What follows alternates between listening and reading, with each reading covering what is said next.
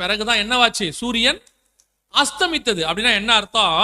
இவ்வளவும் பகல்ல நடந்துச்சு. இப்ப ஆபிரகாம வெளியே கூப்பிடுறாரு, வானத்தை அண்ணாந்து பாரு. பாக்குறாரு, நட்சத்திரங்களை எண்ணு. அவன் கண்ணுக்கு நட்சத்திரம் தெரியுமா? தெரியாது. ஏன்னா பகல்.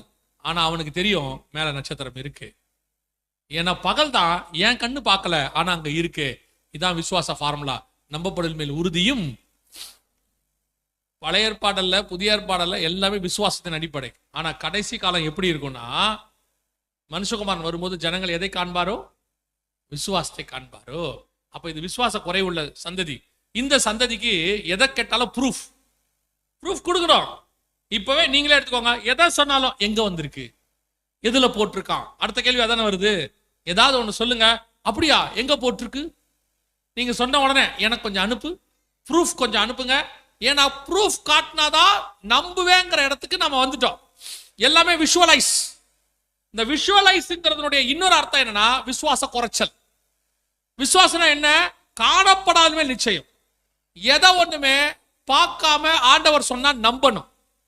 ஆனா இப்ப சொன்னா நீங்க நம்புவீங்களா? நம்ப மாட்டீங்க. இவ்வளோ விஷயம் நடந்திருக்குது ப்ரூஃபோட. இந்த ப்ரூஃப் எதுவுமே இல்லை. இப்படி நான் சொல்லிக்கிட்டே போறேன். நீங்க என்ன பண்ணுவீங்க தெரியுமா? அவர் சும்மா அடிச்சு விட்டு போயிட்டே இருக்காரு. வந்தாரு, அது வந்துச்சா, இது வந்துச்சா, அது எலும்புச்சா, இது எலும்புச்சா, ஒன்னுத்துக்கு கூட ப்ரூஃப் இல்லைங்க. சும்மாவே சொல்லிட்டு போறாரு.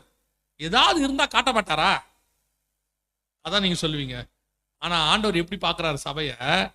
சரி, இதை காட்டினாலாவது நீங்க விசுவாசிப்பீங்களா? விசுவாசிப்பீங்களான்றத விட ஆயத்தமாவீங்களா? எப்படியாவது என் சபை வருகையில வந்துருமா? அதான் கர்த்தருடைய திட்டம்.